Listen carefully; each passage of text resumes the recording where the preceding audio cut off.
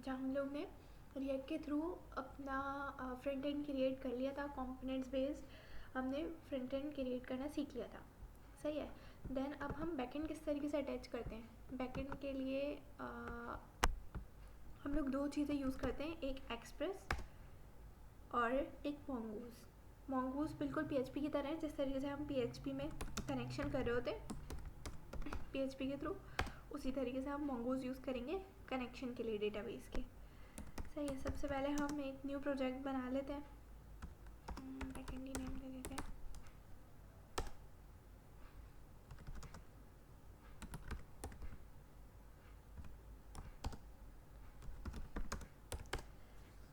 सही है। यहाँ पे आके अपना टर्मिनल ओपन कर लेते हैं ताकि हम लोग कमांड्स रन कर सकें अपनी।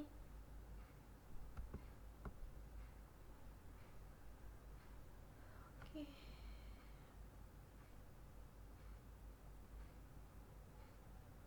ओके। अब यहाँ पे हम अपने पैकेज मैनेजर को इनिशियलाइज़ करेंगे, जिस तरीके से गिट इनिट करते हैं उसी तरीके से हम npm इनिट करेंगे, सही है। स्लो चल रहा है। अच्छा, ये इनिशियलाइज़ कर दिया हमने ये रिएक्ट के प्रोजेक्ट में नहीं किया था। वो इसलिए नहीं किया था क्योंकि वहाँ पे जो है हमारे पास नोड और नोड मॉड्यूल्स भी हमारे पास पहले से आ रहा था, सही है ना। हमने जो है वहाँ पे पहले हम ऐसे सब को एंटर कर देते हैं, अभी कुछ भी एंटर नहीं कर रहे, यस कर देते हैं, इज दिस ओके, यस, सही है। और इसे इंस्टॉलेशन पे लगा देते हैं ताकि डिफ़ॉल्ट में जो भी मॉड्यूल्स वगैरह आने वो आ जाए, सही है। हमने ये npm इंस्टॉल की कमांड रिएक्ट के प्रोजेक्ट में रन नहीं की थी और वहाँ पे npm इनिशियलाइज़ भी नहीं किया था, क्योंकि वहाँ पे डिफ़ॉल्ट में हम जब क्रिएट प्रोजेक्ट कर रहे होते हैं तो उसी पे हो जाता है ये काम, तो हमें खुद से करने की ज़रूरत नहीं पड़ती, सही है। अच्छा, यहाँ पे हमें दो चीज़ें चाहिए, एक एक्सप्रेस, तो हम उसका पैकेज मंगा लेते हैं, और मोंगूज, तो इसकी इंस्टॉलेशन हो जाएगी। तब तक हम यहाँ पे एक index.js नाम से फ़ाइल बना लेते हैं जहाँ पे हम अपना बैकएंड का कोड करेंगे। देखो नोड मॉड्यूल्स आ गया अब, सही है।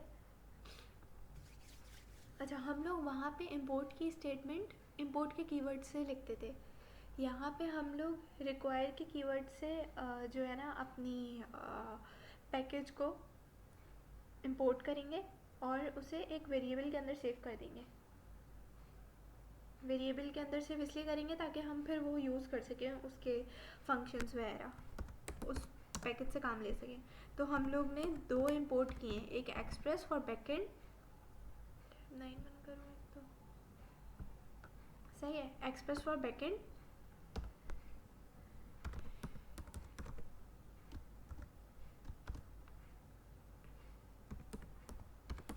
बैकएंड इंपोर्ट करने के लिए हमने बैकएंड के लिए हमने एक्सप्रेस इंपोर्ट कर ली और हम मोंगूज इंपोर्ट कर लेंगे।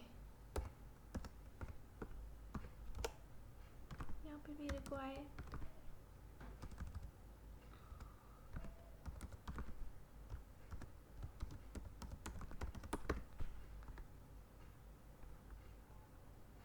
स्पेलिंग मिस्टेक होगी तो फिर सही नहीं चलेगा, सही है। इंपोर्ट हो गई है दोनों चीज़ें। अब हम अपने ऐप के अंदर एक्सप्रेस के फंक्शन को कॉल कर लेते हैं ताकि इसकी सारी फंक्शनैलिटीज़ आ जाए, सही है। ये हमने एक एक्सप्रेस के फंक्शन को कॉल कर दिया और उसे सेव करा दिया ऐप के अंदर, सही है, ताकि अब हम यूज़ करेंगे, मतलब हमें जब भी एक्सप्रेस के अंदर की फंक्शंस वगैरह चाहिए होंगे तो हम लोग डायरेक्ट राउटिंग के लिए यूज़ करते हैं हम एक्सप्रेस, सही है। तो हम डायरेक्ट ऐप को कॉल कर लेंगे, ऐप हमने नाम से वेरिएबल बना लिया अपनी पूरी एप्लीकेशन के लिए, इसलिए हमने ऐप नेम दे दिया, सही है। अभी हम सबसे पहले अपना डेटाबेस कनेक्ट करते हैं जो हमने अपने प्रोजेक्ट के लिए यूज़ करना है, और डेटाबेस कनेक्ट करने के लिए हमें मोंगूज यूज़ करना है कनेक्शन के लिए, डेटाबेस के लिए, ओके। तो यहाँ पे हम कनेक्ट करते हैं, यहाँ पे हम लोग वो URL देंगे। कनेक्ट मंगूस का एक फंक्शन है जिससे हम लोग डेटाबेस कनेक्ट करेंगे। ओके, यहाँ पे हमें URL देना होता है अपने डेटाबेस का। वो हम कहाँ से, यहाँ से ले लेते हैं। अभी हमने कोई डेटाबेस बनाया हुआ नहीं है इनिशियली, वरना हम उसका दे देते। तो अभी खैर हम यहाँ पे बना लेते हैं, वो खुद ही बन जाएगा। अभी हम ये ले लेते हैं और यहाँ पे लाके पेस्ट कर देते हैं और इसे बोल देते हैं कि हमारी डेटाबेस का नेम टू डू है। सही है, यहाँ पे डेटाबेस का नेम आता है और ये हमारी कनेक्शन स्ट्रिंग है। सही, ये हमने बनाया। देन हमने लिखा डॉट देन कनेक्ट कर दो। फिर उसके बाद कनेक्ट करने के बाद क्या हो, हमारे पास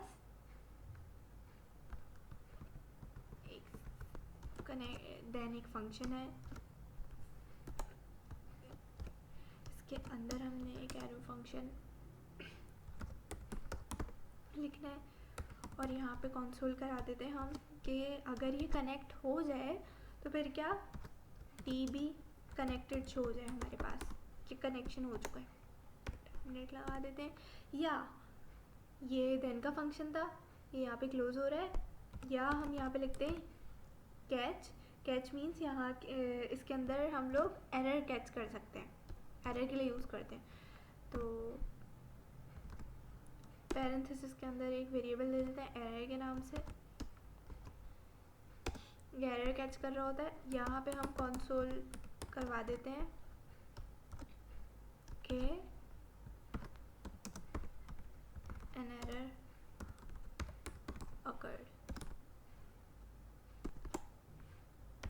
सही, ये हमने करा दिया। हमारा कनेक्शन हो जाना चाहिए अब। सही है, अब यहाँ पे हम फाइल रन किस तरीके से करेंगे, हम नोड लिखेंगे, नोड index.js। अच्छा, तो हमारा कनेक्शन हो चुका है, कोई एरर नहीं आया। सही है। अच्छा, अब ना अब यहाँ पे हम कुछ चेंजेस करते हैं।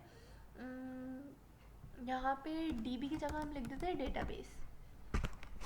सही है, अब ये यहाँ पे चेंज नहीं हुआ और हमें दोबारा से रिलोड करने के लिए, मतलब अपने चेंजेस शो कराने के लिए, यहाँ पे Ctrl+C करके इसे टर्मिनेट करना पड़ेगा पहले, और फिर उसके बाद दोबारा से कमांड रन करनी पड़ेगी, तो फिर ये शो करेगा। सही है, इससे बचने के लिए कि हम बार बार इसे टर्मिनेट करें, दोबारा से अपना प्रोजेक्ट चलाएं, इससे बचने के लिए हम लोग यहाँ पे एक पैकेज इंस्टॉल कर लेते हैं। Ctrl+C करते पहले पैकेज इंस्टॉल कर लेते हैं। वो बिल्कुल लाइव सर्वर की तरह काम करता है। उसका नाम है नोडमॉन। npm install नोडमॉन। ये नोडमॉन लाइव सर्वर की तरह है बिल्कुल, जिस तरीके से हम HTML के लिए लाइव सर्वर यूज़ कर रहे होते हैं कि चेंजेस डायरेक्ट सेव होते रहें और शो होते रहें, उसी तरीके से हम लोग नोडमॉन यूज़ करते हैं यहाँ पे। तो अब नोडमॉन सिर्फ अपनी फाइल नोडमॉन के थ्रू रन इस तरीके से करते हैं, npx देन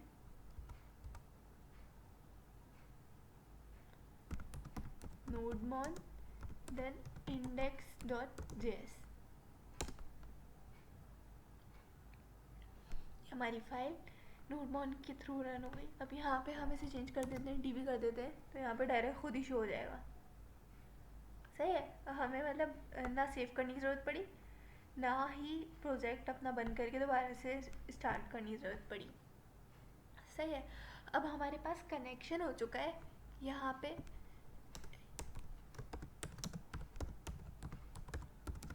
डेटाबेस कनेक्शन हो चुका है हमारे पास। अब हम लोग क्रिएट करते हैं यहाँ पे and points. And points means कि पर्टिकुलर पेजेस के लिए जाहिर है कोई ना कोई URL होगा सबके लिए, मतलब राउटिंग हम लोग करेंगे अभी। सही है, एंड पॉइंट जो है एक URL है जहाँ पे जाके हमें वो पर्टिकुलर हमें जो चीज़ चाहिए वो मिल जाएगी। मीन्स हम होम के लिए एक अलग से एंड पॉइंट बना सकते हैं, अपने अबाउट के पेज के लिए एक अलग एंड पॉइंट बना सकते हैं। तो एंड पॉइंट बस ये है। सही है, तो इसे राउट्स भी कहते हैं। तो हम खैर राउटिंग कर लेते हैं अभी। क्रिएटिंग एंड पॉइंट कमेंट कर देते हैं पहले। देन हम क्या करेंगे, अपने ऐप के अंदर हमारे पास एक्सप्रेस पूरी लोड हुई है। ऐप के अंदर हम गेट का फंक्शन आ रहा है एक्सप्रेस से, सही है। गेट के फंक्शन के अंदर हम ये लिखेंगे कि एपीआई के अंदर ये है हमारा वो एंड पॉइंट का यूआरएल, सही है, जिस पे हमारा कंटेंट आएगा, जो भी हम इसके फंक्शन के अंदर लिखेंगे, या अपना कोई पेज अगर ऐड कर देते हैं यहाँ पे, सही है। हमारे पास एक रिक्वेस्ट आती है और एक आता है रिस्पॉन्स,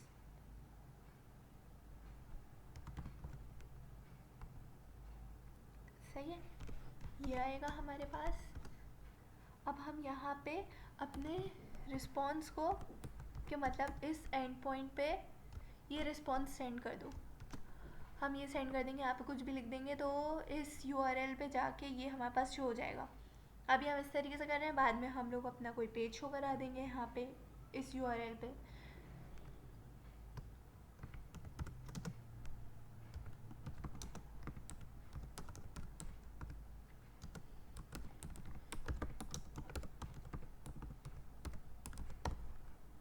सही, ये लिख दिया हमने, एंड पॉइंट क्रिएट हो गया हमारा। अब ये हम इसे शो किस तरीके से करेंगे, हम लोग जो है जिस तरीके से हम पीएचपी में काम कर रहे होते थे, पीएचपी में हम लोग लोकल होस्ट बनाते थे, सर्वर यूज़ करते थे, और वहाँ पे जो पोर्ट नंबर जैम्प पे हमें गिवन होता था, सही है, वो यूज़ करके हम लोग जो है टेस्ट कर रहे होते थे अपनी वेबसाइट, अपना कोड एग्जीक्यूट कर रहे होते थे ब्राउज़र पे उस पोर्ट नंबर से, सही है, और टेस्ट कर रहे होते थे। अभी हम लोग यहाँ पे पोर्ट नंबर खुद बनाते, वहाँ पे जैम्प सर्वर, लोकल सर्वर जो था वो खुद से प्रोवाइड कर रहा था, यहाँ पे हमें खुद क्रिएट करना होता है। तो यहाँ पे हमारा ऐप है, इसी के अंदर ये मतलब एक्सप्रेस का जो फंक्शन है हमारा, इसी के अंदर एक है फंक्शन, इस पैकेज के अंदर एक फंक्शन है लिसन, ये क्रिएट करता है पोर्ट, यहाँ पे हम लोग पोर्ट नंबर देते हैं, देन हम बताते हैं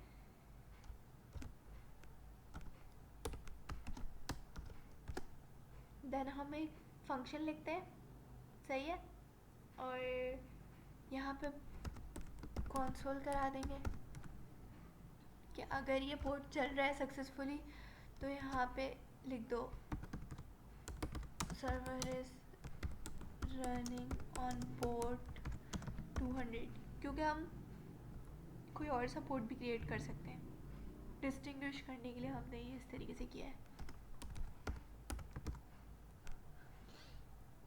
सही है। अब हम अपनी साइट ओपन कर लेते हैं, कैसे करेंगे, लोकल होस्ट 200, इट मीन्स आ गया है, हमारा प्रोजेक्ट रन हो चुका है, बट अभी हमने यहाँ पे एंड पॉइंट नहीं दिया, इसलिए कुछ और शो नहीं हुआ।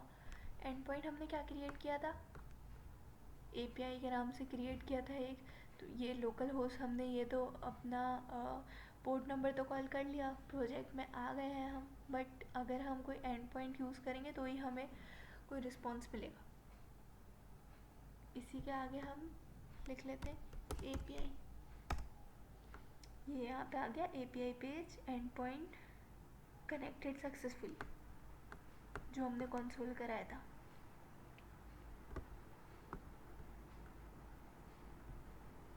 अच्छा, अब हम लोग यहाँ पे काम किस तरीके से कर रहे होते हैं, हम लोग यहाँ पे यूज़ कर रहे हैं अपना MongoDB, जो कि है नॉन रिलेशनल, सही है, कोई स्ट्रक्चर नहीं है उसका, तो हमें उसके लिए जाहिर है फिर हमें वैलिडेशंस वगैरह भी चाहिए होंगी अलग से, उसे बताना तो होगा ना उसकी टाइप वगैरह क्या हो, कहीं तो डिफ़ाइन करनी होगी, वरना आईडी के अंदर भी हम स्ट्रिंग भी दे सकते हैं, कुछ भी किसी भी टाइप का डेटा जा रहा हो, तो हम उसके लिए यहाँ पे अपना एक मॉडल बना लेते हैं, सही है, ताकि स्ट्रक्चर वे में डेटा हमारे पास आए। मॉडल क्रिएट कर लेते हैं और पर्टिकुलर हम हर अपने स्कीमा मीन्स हर टेबल के लिए हम अलग से मॉडल क्रिएट करेंगे, सही है। यहाँ पे हमने जिस तरीके से बताया कि हम लोग mongoose यूज़ करते हैं डेटाबेस के लिए, सही है। तो हम लोग यहाँ पे कॉन्ट्स लिखते हैं और mongoose को पहले इंपोर्ट कर लेते हैं वेरिएबल बना के, देन हम लोग रिक्वायर करके अपना mongoose इंपोर्ट कर लेंगे, सही है। अब हम लोग यहाँ पे अपना स्कीमा बनाएंगे और उसके एट्रीब्यूट्स डिफाइन करेंगे, मीन्स अपना टेबल क्रिएट करेंगे।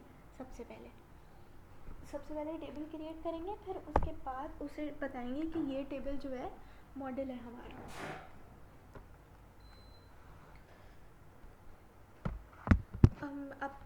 अब हम अपना टेबल किस तरीके से क्रिएट करेंगे। हमने एक वेरिएबल बनाया जिसे नाम दे दिया कैटेगरी स्कीमा, सही है। देन mongoose का फंक्शन है एक स्कीमा जिसके थ्रू हम टेबल क्रिएट करेंगे, वो बना दो। और ये हम सिर्फ जस्ट सेव कर रहे हैं कैटेगरी स्कीमा के वेरिएबल के अंदर। यहाँ से हमारा टेबल क्रिएट हो रहा है, टेबल क्रिएट होगा इस तरीके से। यहाँ पे अब हमें अपने एट्रीब्यूट्स डिफाइन करने, जो जो हमारे पास एट्रीब्यूट्स हैं। हमने सबसे पहले दे दिया नेम के नाम से एट्रीब्यूट, सही है। अब यहाँ पे हमें सारी अपनी वैलिडेशंस डिफाइन करनी है, मतलब डेटा टाइप्स वगैरह।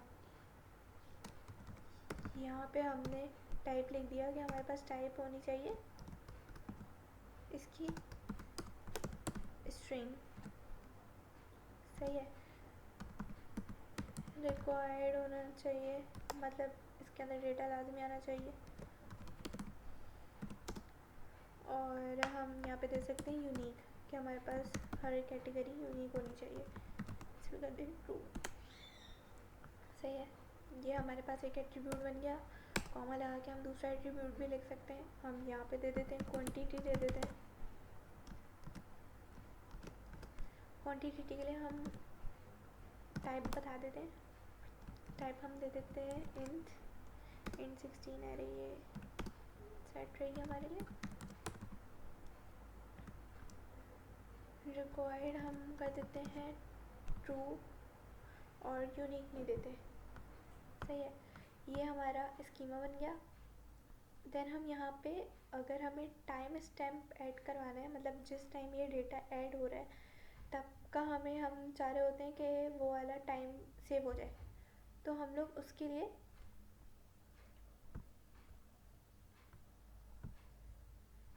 ये हमारा टेबल है, यहाँ हमारे सारे एट्रीब्यूट्स आ रहे हैं। यहाँ पे हम लोग अलग से भी दे सकते हैं। यहाँ पे हम क्या करेंगे,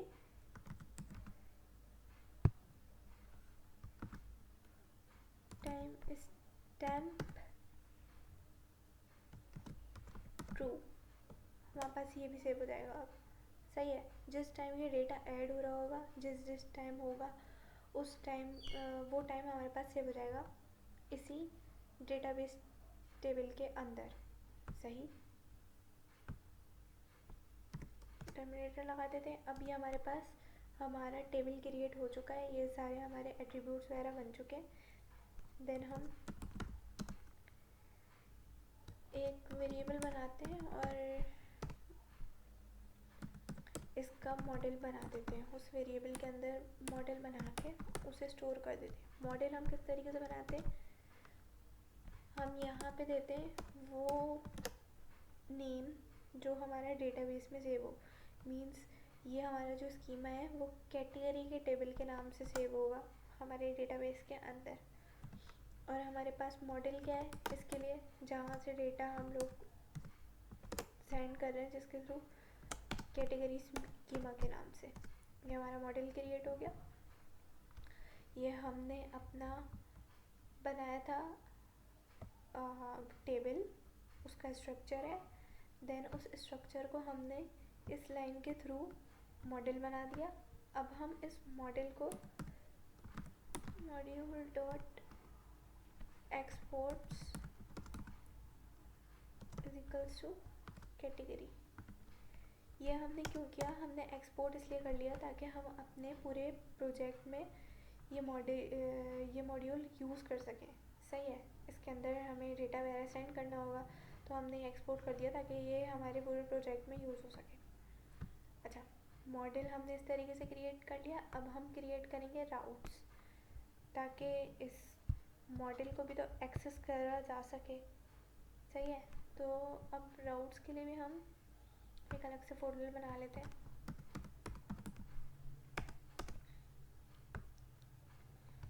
अभी हम इसी मॉडल के लिए हम राउट बना देते हैं।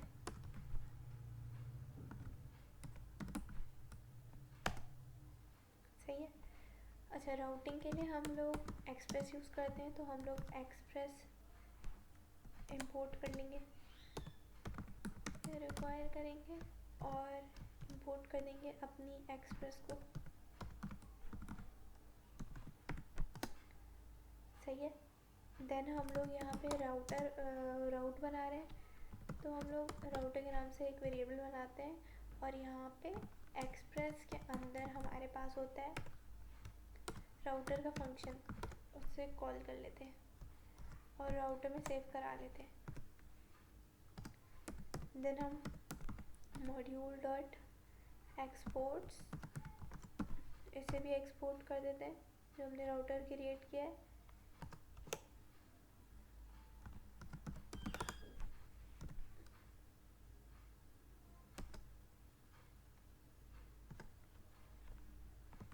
अच्छा, अब राउटर एक क्रिएट करते हैं हम। सही है, वहाँ पे हमने ऐप यूज़ किया था। सही है, और ऐप के थ्रू हमने राउटर अपना क्रिएट किया था। सही है, यहाँ पे हमने राउटर नाम से वेरिएबल बना दिया और यहाँ पे हम अब अपना एंड पॉइंट या राउट क्रिएट कर रहे हैं।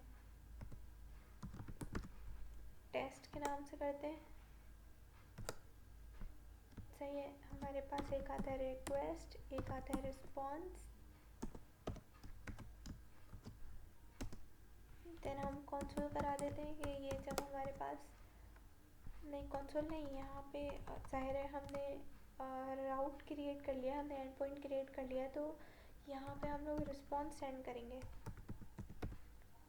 इस पे जाने के बाद रिस्पॉन्स सेंड हो और क्या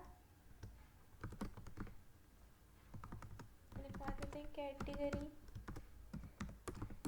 राउट्स वर्किंग। सही है, ये बना लिया। अब हमने राउट बना लिया अपना। अब हमें इस राउट को अपने प्रोजेक्ट से कनेक्ट भी तो करना है ना। मींस इंडेक्स में भी हमने जो ये सारे एंड पॉइंट्स वगैरह बनाए थे, इसके थ्रू हम लोग जो है कॉल भी तो कर सकें अपने प्रोजेक्ट की हायरार्की के थ्रू।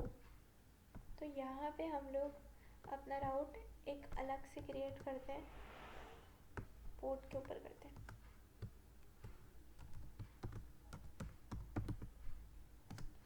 सही है, यहाँ पे हम ऐप डॉट यूज़ करते हैं और यहाँ पे इस राउट को यूज़ करेंगे यहाँ पे, तभी तो वो होगा रन, तभी तो हम उसे एक्सेस कर सकेंगे। तो यहाँ पे हम लोग, हमें इसे इंपोर्ट करना है, इसे बुलाना है। तो सबसे पहले हमें इसे इंपोर्ट करना पड़ेगा ताकि हम इसे यूज़ कर सकें। इंपोर्ट कैसे करेंगे, कॉन्स्ट करेंगे, देन हम इसे नाम दे देते हैं कैटेगरी राउट्स के नाम से। इसे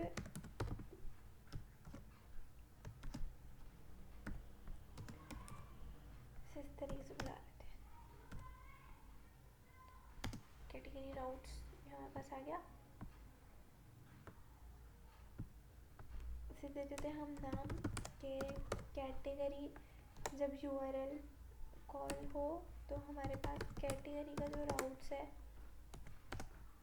वो आ जाए इन रिस्पॉन्स। सही है, ये बना दिया हमने। अब हम जाके देख लेते हैं, टेस्ट कर लेते हैं। एपीआई चल रहा था यहाँ पे, एपीआई नहीं, हमने कैटेगरी बनाया है, कैटेगरी चल रहा है, कैटेगरी चल रहा है, कैटेगरी, पहले हमने कैटेगरी दिया, देन हम राउट्स पे लेके गए। अब राउट्स के अंदर हमारे पास क्या है, हमें ये शो कराना है, यहाँ पे भी हमें टेस्ट देना पड़ेगा, फिर हमारे पास रिस्पॉन्स आएगा।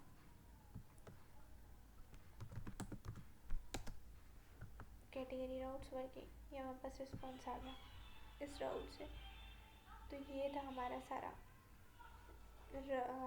राउटिंग और मॉडल क्रिएशन अपने डेटाबेस के लिए।